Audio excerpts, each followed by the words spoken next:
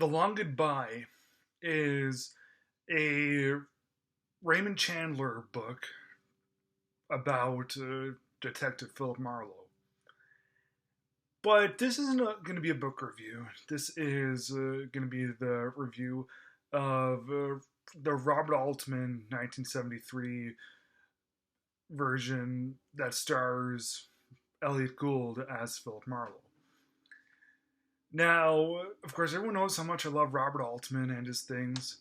This one is pretty different from traditional film. I've called more of a neo-noir. One of the first neo-noirs, of its kind. Now, I know that neo-noir is a term that gets thrown around a lot, but this one really matches the term better than most. That being, most Philip Marlowe things were pretty much do encompass the whole film noir aspect. And you had Humphrey Bogart playing Philip Marlowe, and that's pretty well known. And in this one right here, this one is probably my favorite. Yeah, I would say this one is my favorite Philip Marlowe movie because you have Elliot Gould delivering his best performance. You have Robert Altman delivering one of his best films and also one of his best looking films. It takes place in the movie came out in 1973, right? And it takes place during that time period instead of Raymond Chandler's things taking place like decades before.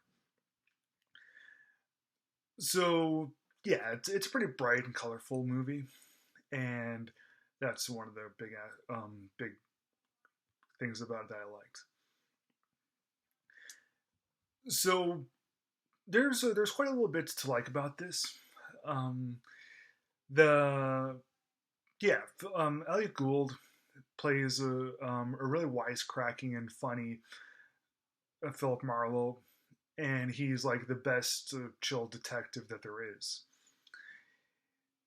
He has this small cat that he just loves and always tends to, and the movie actually opens up with a sequence of him buying food for his cat. It's quite a cute little bit, and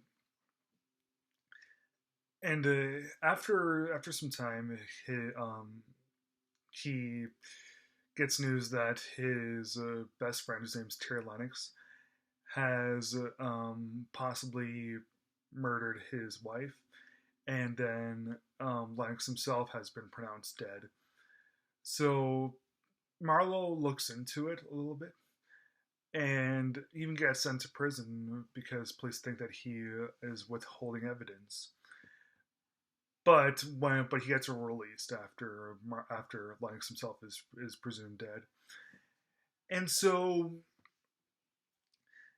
yeah, after a while, there's a whole bunch of this massive array of other characters that really come into place, and some of them don't really seem like they really tie into the main plot of the story really at all.